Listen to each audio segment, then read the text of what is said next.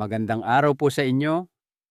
Ako po si Dr. Miguel Santos, isang doktor na ang dedikasyon ay ang pangangalaga sa kalusugan ng ating mga minamahal na senior citizen. Isang malaking karangalan po para sa akin na makasama kayo ngayon sa ating talakayan. Isipin po ninyo, sandali paano kung sasabihin ko sa inyo na ang inyong katawan ay unti-unting nanghihina nang hindi man lang ninyo ito lubusang napapansin. Mayroong isang lihim na kalaban na tahimik na nagnanakaw ng inyong lakas, lalo na kapag tumuntong na sa edad na 60. Ang kalaban na ito ay ang pagkawala ng collagen. Bagamat hindi ito isang bagay na biglaan ninyong mararamdaman, ito ay nagpapakita sa mga paraan na marahil ay pamilyar na sa inyo.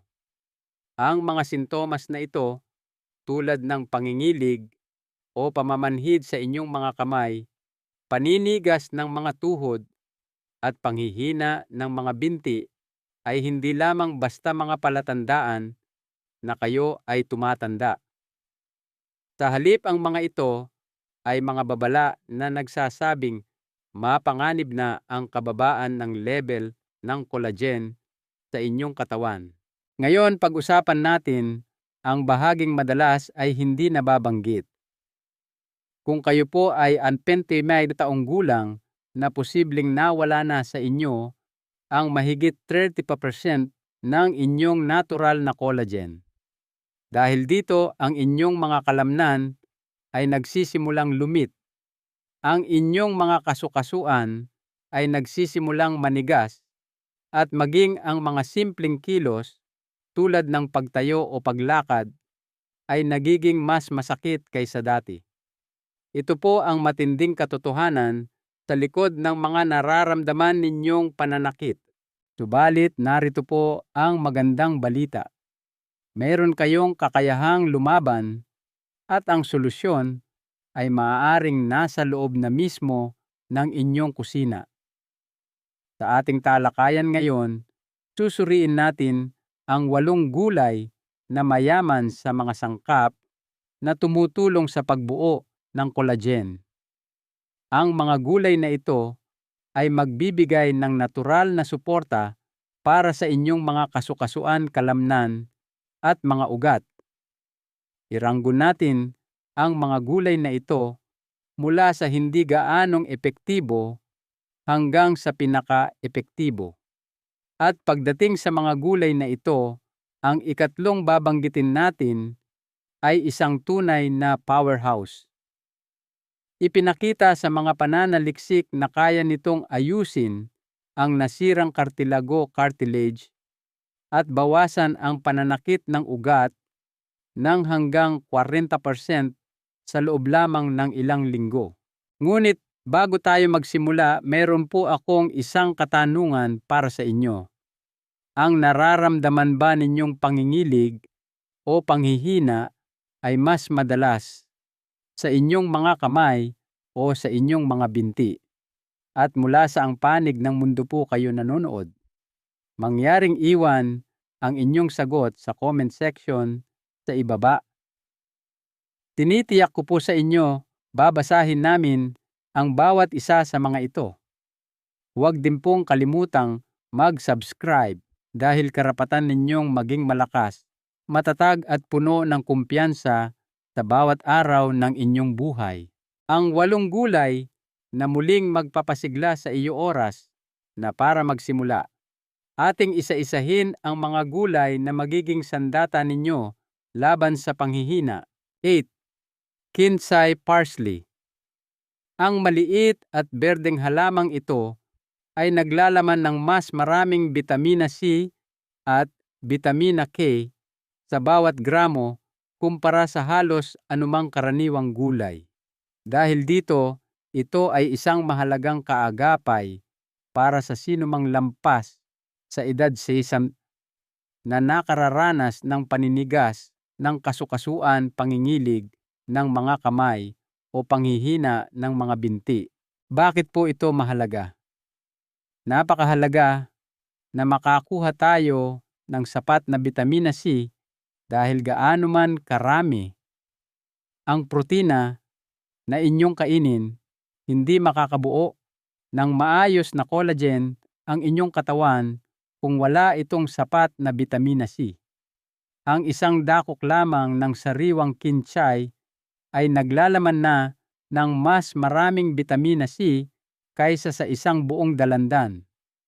Habang tayo ay tumatanda, lalo na pagkatapos ng edad 60, ang ating natural na produksyon ng collagen ay bumabagal ng husto. Ito ang dahilan kung bakit naninigas ang ating mga kasukasuan at nanghihina ang ating mga kalamnan. Gayunpaman, may kapangyarihan ang kinsay na tulungang baligtarin ang prosesong ito. Isang kamakailang pag-aaral noong 2022 ang nagsiwalat na ang mga matatanda na kumonsumo ng mas maraming bitamina C ay may mas matibay na mga litid tendons, mas nababaluktot na mga kasukasuan, at mas makapal na mga layer ng collagen, lalo na sa mga sensitibong bahagi tulad ng tuhod at kamay. Siyempre, hindi lamang bitamina C ang kayang ialok ng kinsay. Naglalaman din ito ng epigenin, isang mabisang kemikal mula sa halaman na direktang binabawasan ang pamamaga sa mga lugar ng inyong katawan kung saan ginagawa ang collagen. Sa ganitong paraan, natutulungan kayong mapanatili ang collagen na mayroon na kayo sa halip na mawala ito dahil sa pagtanda, pagkasira o iba pang mga kadahilanan. Pinapataas pa ng kinsay ang glutathione na karaniwang tinatawag na master antioxidant ng katawan. Ang glutathione na ito ay nagsusumikap na protektahan ang inyong balat, kartilago at mga ligamento mula sa pinsalang dulot ng polusyon at mga free radical na siyang nagpapabilis ng pagkasira ng collagen. Bukod pa rito, ang mataas na taglay na chlorophyll ng kinsay ay tumutulong upang matiyak na ang oxygen ay naihahatid sa mga kalamnan at kasukasuan na nagpapabilis sa proseso ng paggaling mula sa anumang uri ng pilay o pinsala. Ang pagsasama ng kinsay sa inyong dieta ay simple at hindi nangangailangan ng malalaking pagbabago. Ang kailangan nyo lang gawin ay iwisik ito sa inyong mga inihaw na gulay o magdagdag ng ilang kutsarita sa inyong mga smoothie salad o sopas. Kapag ginagawa araw-araw ang mga napakaliit na halagang ito, ay maaaring makabuluhang magpabawas sa mga sintomas tulad ng pangingilig ng mga daliri, pananakit ng mga kasukasuan at mga binti na tila mas matanda o mas mahina kaysa sa natitirang bahagi ng katawan.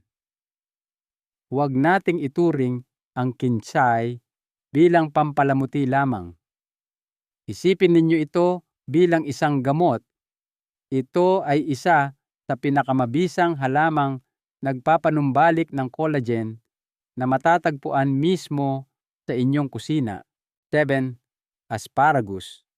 Bagamat ang asparagus ay maaaring mukhang isang simple at magandang berdeng tangkay lamang sa inyong plato, ito ay isang tunay na superhero pagdating sa pagprotekta at muling pagtatayo ng collagen sa inyong katawan. Ang collagen ang siyang mismong sangkap na nagpapanatili sa pagiging flexible ng inyong mga kasukasuan, pagiging makinis ng inyong balat, at pagiging malakas ng inyong mga kalamnan. Pagsapit ng edad 60, maraming tao ang nagsisimulang mapansin na ang kanilang katawan ay tila mas marupok. Maaaring lumuwag ang mga kasukasuan, mawala ang pagkaelastiko ng balat at hindi na mapanatili ng mga kalamnan ang kanilang lakas tulad ng dati. Ang lahat ng ito ay nangyayari dahil ang connective tissue na nagpapanatili sa lahat ng bagay ay nagsisimulang masira at ang paggawa ng collagen ay bumabagal ng husto. Dito pumapasok ang asparagus bilang isang natural na emergency kit. Isa sa mga pinakamahalagang sangkap ng asparagus ay ang glutathione na tinaguri ang pinakamahusay na antioxidant. Ang mabisang sangkap na ito ay hindi lamang lumalaban sa mga mapanganib na free radical na lumulutang sa inyong katawan. Sa halip, direkta itong kumikilos sa pinagmulan sa pamamagitan ng pagprotekta at paghahanda sa inyong mga hibla ng collagen. Isang pag-aaral na isinagawa noong 2020 ang natuklasan na ang mga matatanda na may mas mataas na antas ng glutathione ay may mas matitibay na buto, mas makapal na mga layer ng collagen at mas kaunting mga senyales ng pagtanda sa kanilang mga tissue. Ipinapakita nito kung gaano kahalaga ang antioxidant na ito habang tayo ay tumatanda. Ngunit hindi diyan nagtatapos ang mga benepisyo ng asparagus. Tumutulong din ito sa proseso ng muling pagtatayo. Ito ay may mataas na konsentrasyon ng bitamina K, isang mahalagang sangkap na gumaganap bilang isang traffic controller para sa calcium na ginagabayan ito papunta sa mga buto kung saan ito nararapat at inilalayo ito sa malalambot na tissue at kasukasuan kung saan maaari itong magdulot ng paninigas at matinding pagkaipit ng ugat. Dahil dito, mababawasan ang pananakit ng kasukasuan at magiging mas komportable ang paggalaw. Dagdag pa rito, ang asparagus ay isang mapagkukunan ng folate, isang bitamina B na kailangan para sa pag-aayos ng DNA at pag-renew ng tissue na parehong mahahalagang proseso para sa produksyon ng malusog na bagong collagen. At higit sa lahat, ang asparagus ay pinagmumulan ng prebiotic fiber na kapaki-pakinabang sa mga mabubuting bakterya na naninirahan sa inyong bituka. Bakit ito mahalaga? Dahil kapag malusog ang bituka, mas madali para sa inyong katawan na sipsipin at i-activate ang iba pang mahahalagang sustansya na sumusuporta sa collagen tulad ng vitamina C, zinc at magnesium.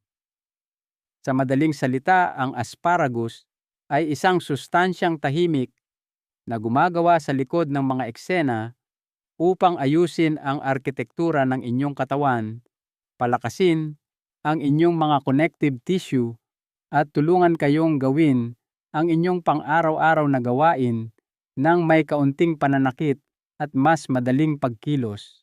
Kung nais ninyong bigyan ang inyong mga kalamnan, balat at kasukasuan ng natural na suporta, siguraduhin ang asparagus ay isang regular na bahagi ng inyong mga pagkain. Hindi kailangan ng anumang magarbong gimmick. Ang kailangan ninyo lamang ay tunay na pagkain na nagsusumikap para sa inyong kalusugan. Damo dagat, seaweed. Ang natural na produksyon ng collagen sa katawan ay pinasisigla ng pagkakaroon ng mga mabisang mineral at kemikal na sagana sa produktong ito mula sa dagat. Ang damo dagat ay naglalaman ng iba't ibang sustansya kabilang ang iodine alginate at fucoxanthin na may kakayahang pasiglahin ang mga fibroblast. Ang mga fibroblast ay mga selula na responsable sa muling pagtatayo at pagkumpuni ng mga nasirang tisyu. Binibigyan ng damo-dagat ang inyong katawan ng mga kagamitan na kailangan nito upang maghilom at palakasin ang sarili mula sa loob. Bukod pa rito, ang damo-dagat ay isang mapagkukunan ng mahahalagang trace minerals tulad ng copper, zinc at manganese, na lahat ay mahalagang sangkap sa proseso ng pagbuo ng collagen. Ipinakita sa mga pananaliksik na inilathala sa mga respetadong journal tulad ng Marine Drugs at International Journal of Biological Macromolecules na ang fucoxanthin, isang natatanging sangkap na matatagpuan sa damo-dagat, ay hindi lamang nagpapataas ng mga antas ng collagen, kundi binabawasan din ang pamamaga at tumutulong sa pagbuo ng mas matitibay na tissue sa mga tumatandang katawan. Subalit, ang mga benepisyo ng damo-dagat ay hindi limitado doon. Ito rin ay sagana sa omega-3 fatty acids, plant sterols at natural na iodine na lahat ay kapaki-pakinabang sa inyong thyroid gland. Ang thyroid gland ay isang mahalagang bahagi ng kakayahan ng inyong katawan na magkumpuni ng mga tisyu at panatilihin ang pangkalahatang mabuting kalusugan. Sa katunayan, isang klinikal na pagsubok na isinagawa noong 2021 ang nagpakita na ang mga senior citizen na kumonsumo ng seaweed extract ay nag-ulat ng nabawasang pananakit ng kasukasuan at mas mabilis na paggaling ng kanilang mga litid. Nagresulta ito sa nabawasang paninigas at mas malawak na paggalaw sa mga matatanda. Ang damo-dagat ay isang medyo simpleng pagkain na maisasama sa inyong dieta sa lungat sa kung ano ang maaari ninyong isipin. Maaari kayong kumain ng mga nourishit na walang asin bilang merienda. Maaari kayong magdagdag ng mga seaweed flakes sa mga sopas o salad. O maaari nyo ring ihalo ito sa mga smoothie para sa isang banayad, ngunit mabisang tulong sa collagen. Maaari na ninyong tuluyang paalamanan ang mga pangingilig ng kamay at panghihina ng mga binti sa tulong ng simpleng gulay na ito mula sa karagatan na tahimik ngunit epektibong nag-aayos ng arkitektura ng inyong katawan.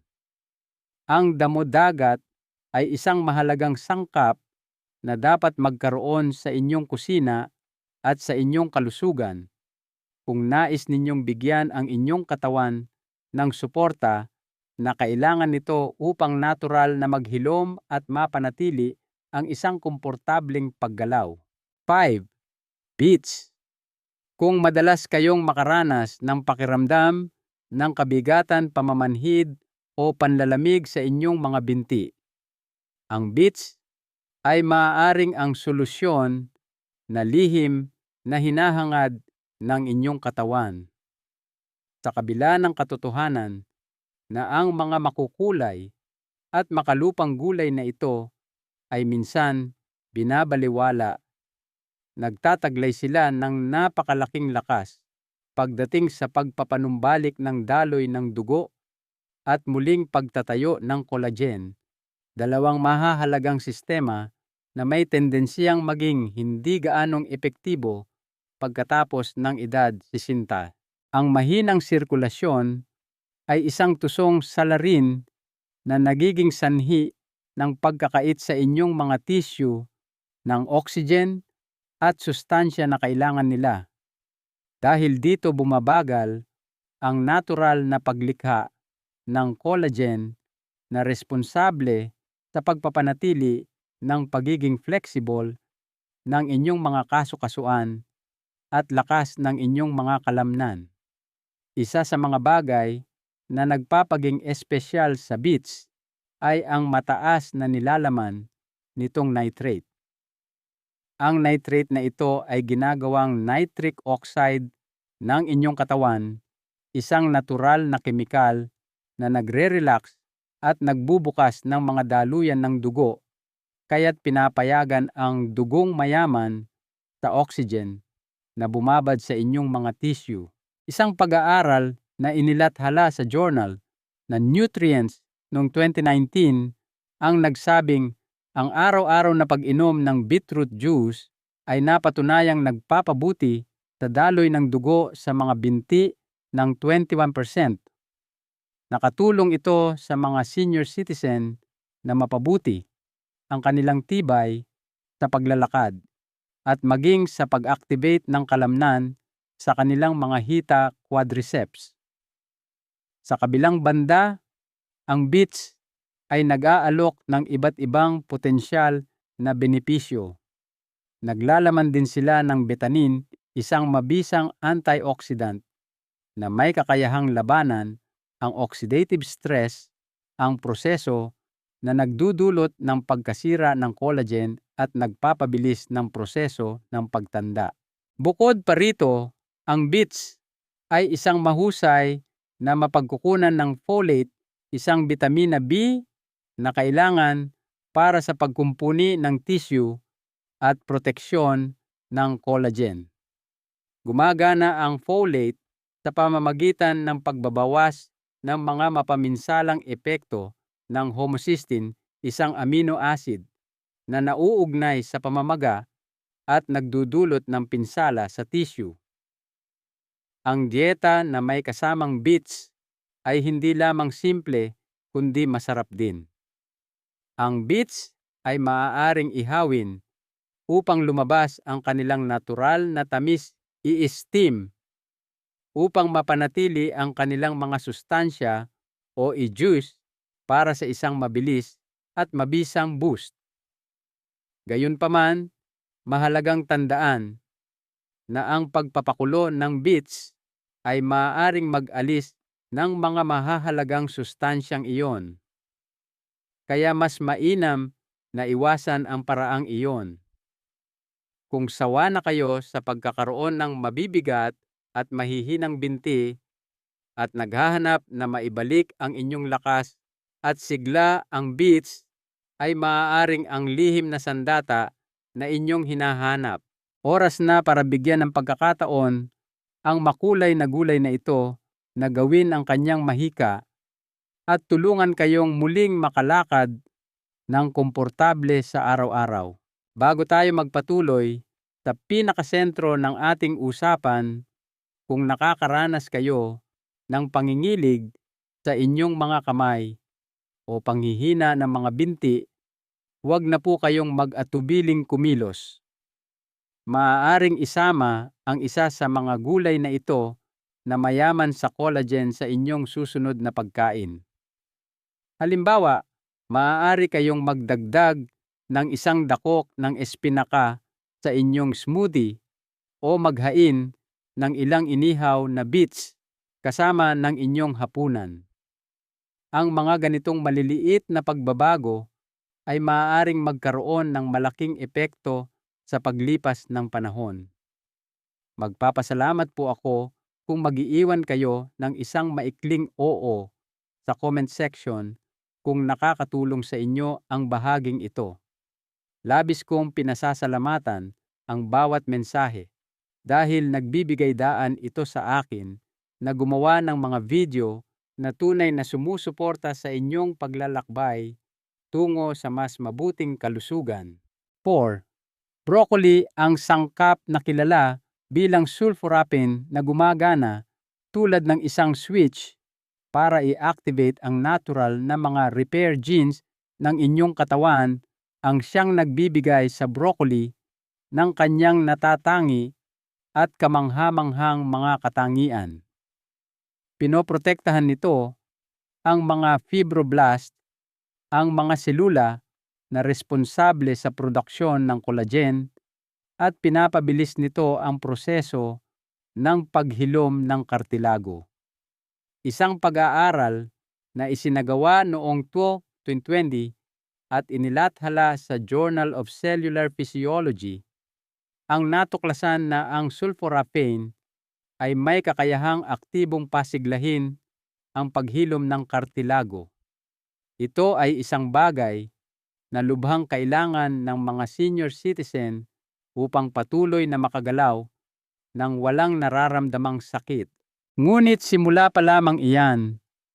Bukod pa rito, ang broccoli ay sagana sa bitamina C, bitamina K, calcium, at glucosinolates na lahat ay mga sustansyang nagtutulungan upang bumuo ng bagong collagen, mapanatili ang mga hibla na mayroon na kayo, at mapabuti ang lakas ng buto at paggana ng ugat. Kung nakakaranas kayo ng pangingilig o panghihina sa inyong mga kamay at binti, ang mga antioxidant na nasa broccoli ay maaaring makatulong na paginhawahin ang pinsala at pamamaga na nangyayari sa paligid ng mga ugat na iyon na nagbibigay sa inyo ng ginhawa at nagpapanatili ng inyong kalusugan sa pangmatagalan. Dagdag pa rito, ang mataas na nilalaman ng hibla fiber ng broccoli ay nakakatulong sa pagpapanatili ng matatag na antas ng asukal sa dugo. Ang kahalagahan nito ay dahil ang mataas na asukal sa dugo ay hindi lamang isang panganib para sa diabetes. May potensyal din itong pabilisin ang pinsala sa collagen at palalain ang pananakit at paninigas ng kasu-kasuan. Dahil diyan, ang pagsasama ng broccoli sa inyong dieta ay katulad ng pagbibigay sa inyong katawan ng isang kumpletong sistema ng suporta. Ito ay isang natural na paraan ng pagprotekta, pag-aayos, at pagpapatibay ng lahat mula sa inyong mga buto hanggang sa inyong mga ugat. Kung nais ninyong labanan ang mga pananakit at panghihina na kaakibat ng pagtanda, ang broccoli ay maaaring maging inyong bagong matalik na kaibigan sa landas tungo sa mas malakas at mas malusog na mga kamay at binti. 3. Okra. Ang madulas na berdeng gulay na ito na marahil ay kinatatakutan ninyong subukan, ang okra ay sa katunayan isang nakatagong hiyas pagdating sa pagliligtas ng inyong collagen at pagprotekta sa inyong mga kasu-kasuan. Nauunawaan ko na ang texture ng okra ay hindi paborito ng lahat, ngunit huwag ninyong hayaang hadlangan kayo nito sa pagkain ng gulay na ito dahil ito ay puno ng napakalaking benepisyo, lalo na para sa mga taong higit sa edad na 80 na nakararanas ng pangingilig ng mga kamay at pananakit ng mga kasukasuan. Ang okra ay naglalaman ng mataas na konsentrasyon ng mucilage, isang natural na hibla na parang gel na gumaganap bilang unan at pampadulas para sa inyong mga kasukasuan. Ang pagbaba ang antas ng collagen na nangyayari sa pagtanda ay nagiging sanhi ng pagkatuyo ng mga kasukasuan na siya namang nagiging sanhi ng kanilang paninigas at pananakit.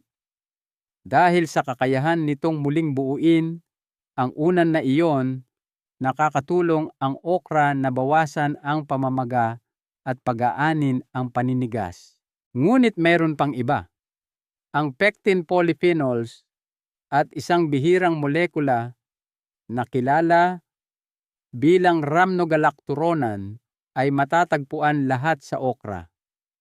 Ang tatlong sangkap na ito ay nagtutulungan upang mapataas ang paglikha ng collagen sa inyong katawan habang nilalabanan din ang oxidative stress na kilala sa pagdudulot ng pagkasira ng kartilago. Noong 2021, isang pag-aaral na inilathala sa journal na Pharmaceutical Biology ang natuklasan na ang mga katas ng okra ay makabuluhang nagbawas ng pamamaga ng kasu-kasuan at nagpabuti sa densidad ng collagen at kartilago. Ito mismo ang kailangan ninyo upang makaramdam ng higit na pagka-flexible at mabawasan ang pananakit. Bukod pa rito, ang okra ay puno ng mga mahahalagang sustansya tulad ng bitamina K na tumutulong sa pagpapanatili ng kalusugan ng buto, bitamina C na tumutulong sa pag-activate ng mga enzyme na mahalaga para sa produksyon ng collagen, at manganese na isang mahalagang sangkap mismo ng collagen. Naglalaman din ito ng quercetin at flavonoids na mga natural na sangkap na sumusuporta sa kalusugan ng inyong mga ugat at maaaring makatulong na maibsan ang pangingilig o pamamanhid sa inyong mga kamay at binti. Kung nakakaranas kayo ng pagkatuyo sa inyong mga kasu-kasuan o kung nakakaramdam kayo ng panghihina sa inyong mga binti, ang okra ay maaaring ang natural na lunas na hinihiling ng inyong katawan. Subukan ninyo ang madulas na berdeng gulay na ito dahil may potensyal itong maging game changer para sa kalusugan ng inyong kasu-kasuan at ugat na hindi ninyo inaasahan. 2. Espinaca spinach. Huwag kayong magpalinlang sa simple at banayad na lasa ng espinaca. Pagdating sa pagtatanggol sa inyong mga kasu-kasuan, ugat at sirkulasyon, lalo na habang kayo ay tumatanda, ang madahong berdeng gulay na ito ay isang powerhouse na dapat ninyong seryosohing isaalang-alang. Ang pagpapanatiling buhay at masipag ng inyong mga selulang gumagawa ng collagen na kilala rin bilang mga fibroblast ay isa sa pinakamahalagang tungkulin ng bitamina A na matatagpuan sa espinaca sa anyo ng beta-carotene. Ang espinaca ay puno ng bitamina A.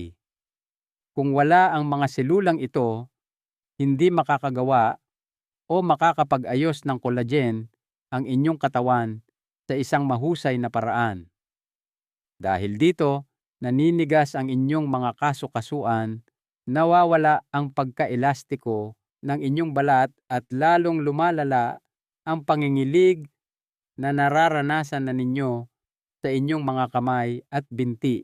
Dagdag pa rito, naglalaman ang espinaca ng lutein at chlorophyll, dalawang kamangha-manghang sangkap na tumutulong sa pag-aalis ng mga mapaminsalang lason mula sa katawan at pagbabawas ng talamak na pamamaga, na isa sa pinakamahalagang salik na nag-aambag sa pagkasira ng collagen.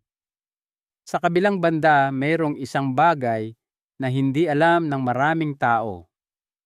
Ang espinaca ay isang kamangha-manghang mapagkukunan din ng magnesium, isang mineral na hindi nakukuha ng sapat ng mahigit 60% ng mga matatanda.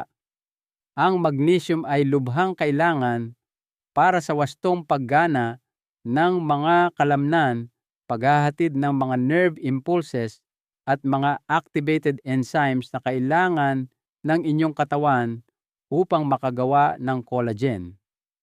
Ayon sa mga natuklasan ng isang pag-aaral na isinagawa noong 2018, ang mga matatanda na may mas mataas na antas ng magnesium ay may mas matibay na connective tissue at mas maliit ang posibilidad na magdusa mula sa mga problema sa pananakit ng ugat tulad ng sciatica o carpal tunnel syndrome.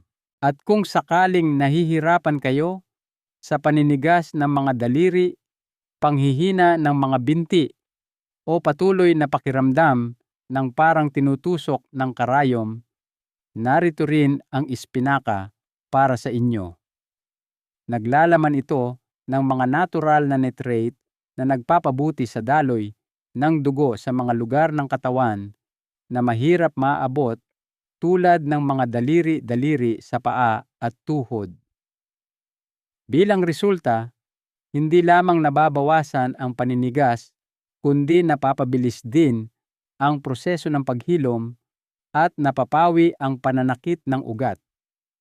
Kaya kung nais ninyong hikayatin ang natural na pag-aayos ng collagen sa inyong katawan at makaramdam ng mas malakas at mas flexible sa araw-araw, ang pagsasama ng espinaka sa inyong mga pagkain ay isang simple at masarap na hakbang na hindi ninyo dapat palampasin.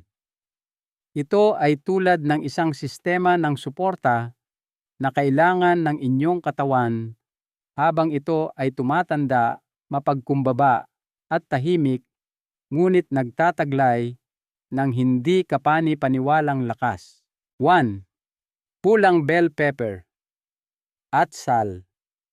Madalas na binabalewala o hindi pinapansin ang mga pulang bell pepper. Ngunit ang makulay at malutong na gulay na ito ay maaaring isa sa pinakamabisang sandata na mayroon kayo upang labanan ang mga epekto ng pagtanda. Ang bawat kagat ng isang pulang bell pepper ay puno ng bitamina C, ang pinakamahalagang sangkap na kailangan ng inyong katawan upang bumuo at mag-ayos ng collagen sa antas ng selula. Pagdating ninyo sa edad na 60, ang inyong natural na produksyon ng collagen ay nagsisimulang bumaba ng husto, halos humihinto na. Dito na nagsisimulang magpakita ng mga senyales ng pagkasira ang inyong mga kasukasuan, balat at kalamnan. Ngayon, narito ang napakagandang balita. Kung kakain kayo ng kalahating tasa lamang ng pulang bell pepper, makukuha ninyo ang higit sa 150% ng inyong pang-araw-araw na pangangailangan sa bitamina C. Bibigyan nito ang inyong katawan ng gatong na lubos nitong kailangan upang i-activate ang mga enzyme na nagko-convert ng protina sa mga hibla ng collagen na matibay at flexible. Hindi lamang ito batay sa teorya. Sa isang pag-aaral na inilathala sa Journal of Clinical Nutrition, noong 2020, natuklasan na ang mga senior citizen na kumonsumo ng mas maraming bitamina C ay may mas mahusay na lakas sa pagkuyom, grip strength, mas mabilis na maglakad, at nakaranas ng mas kaunting pamamaga sa kanilang buong katawan. Gayunpaman, hindi diyan nagtatapos ang mga benepisyo. Ang capsaicin na matatagpuan sa mga pulang bell pepper ay isang mabisang antioxidant na partikular na nagpoprotekta sa inyong mga kasukasuan at ugat mula sa pinsala. Ito ay lalong kapaki-pakinabang sa mga lugar na may mataas na stress tulad ng inyong mga tuhod, pulso at mga daliri. Dahil dito, magkakaroon ng mas kaunting pananakit, mas kaunting paninigas at pangkalahatang pagbuti sa paggalaw. Hindi kinakailangang pakuluan ang mga pulang bell pepper upang makuha ang mga benepisyong medikal na ito. Ang pagkain sa kanila ng hilaw sa mga salad o sausawan o pagdaragdag sa kanila sa huling bahagi ng proseso ng pagluluto ang pinakamahusay na paraan upang mapanatili ang mahalagang bitamina C na nilalaman nito. Kapag handa na kayong magpaalam sa mga nangingilig na kamay at mahihinang binti, ang pagdaragdag ng mga pulang bell pepper sa inyong mga pagkain ay isang simple, masarap at napaka-epektibong hakbang tungo sa muling pagtatayo ng lakas at katatagan ng inyong katawan. Isang mahalagang aral at paanyayang ang inyong mga ugat at kasukasuan ay magpapasalamat sa inyo at mapapansin ninyo ang pagbabago sa inyong katawan sa araw-araw. Kung sisimulan ninyong isama kahit ilan lamang sa mga mabisang gulay na ito sa inyong lingguhang pagkain tulad ng bell peppers, espinaka, okra, broccoli, beets, at damo dagat, hindi lamang kayo kumakain ng masustansya aktibo, ninyong muling itinatayo ang collagen sa inyong katawan. Binabawi ninyo ang inyong lakas at binibigyan ang inyong sarili ng pinakamahusay na pagkakataon na manatiling malaya at puno ng buhay sa maraming taon na darating. Tandaan po natin, ang maliliit na pagbabago ay maaaring magdulot ng malaking epekto lalo na pagdating sa pakiramdam ng lakas sa inyong mga kamay at binti. Narito po ang isang mahalagang aral mula sa inyong lingkod, si Dr. Santos. Ang pagtanda ay hindi isang karamdaman, kundi isang biyaya. Bawat kulubot at bawat puting buhok ay simbolo ng karunungan at mga karanasang pinagdaanan. Ang katawan natin ay ang templo na nagsilbi sa atin sa loob ng maraming taon. Ngayon sa ating mga ginintuang taon, pagkakataon naman nating suklian ito ng pag-aaruga. Hindi pa huli ang lahat para bawiin ang ating lakas. Ang kalikasan mismo ang nagbibigay sa atin ng mga kasangkapan sa anyo ng mga simpleng gulay na ito upang muling itayo at palakasin ang ating sarili mula sa loob. Ang pinakamahalagang aral ay ito, hawak po natin ang kapangyarihan na gawing masigla, masaya at makabuluhan ang bawat araw ng ating buhay. Gaya po ng aking nabanggit kanina, nakita ko ang ilan sa inyong mga komento tungkol sa kung mas madalas ba kayong makaranas ng pangingilig ng kamay o panghihina ng binti. Mangyari po sanang ulitin ang inyong sagot sa ibaba. Nais kong marinig mula sa inyo upang makagawa ako ng mga susunod na video na lubos na makakatulong sa inyo na malampasan ang mga hamon na kinakaharap ninyo sa araw-araw. Kung nakita ninyo na ang video na ito ay kahit bahagyang nakapagbigay ng inspirasyon o impormasyon, hinihiling ko po na i-click ninyo ang like button, mag-subscribe sa channel at i-activate ang notifications upang hindi ninyo makaligtaan ang mga susunod na episode sa mahalagang seryeng ito. At kung mayroon kayong mga kaibigan, kapamilya o kakilala na sa tingin ninyo ay makikinabang sa impormasyong ito, mangyaring ibahagi ninyo ito sa kanila. Maraming salamat po sa inyong panonood. Manatili po kayong malakas at puno ng pag-asa at inaasahan kong makita kayo sa susunod nating sesyon ng video.